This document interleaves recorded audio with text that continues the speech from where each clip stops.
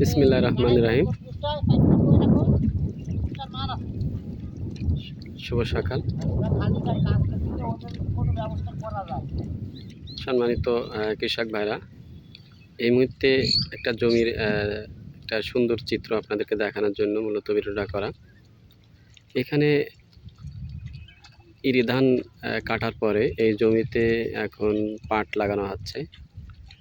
এই পাটের চারাটা অন্য জমিতে পাতা দেওয়া ছিল, সেখান থেকে এনে এই মূল জমিতে এখন লাগানো হচ্ছে। এর ফলে প্রায় 1 মাসের একটা সময় কিন্তু বেঁচে যাচ্ছে। ফলন কিন্তু কোনো অবস্থাতেই কম না। পাশাপাশি এখানে এই যে নির্দিষ্ট দূরত্বে বজায় রেখেই কিন্তু একবারে লাগানো হয়ে যাচ্ছে। এখানে তেমন ঘাসও হবে না, পাশাপাশি হলো যে এখানে তেমন পরিচর্যা করা লাগবে না, কারণ এখানে একটা নির্দিষ্ট বয়সের চারা কিন্তু লাগানো হচ্ছে।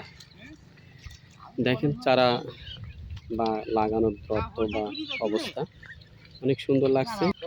1 মাস বয়সের চারা কিন্তু লাগানো হয়ে যাচ্ছে।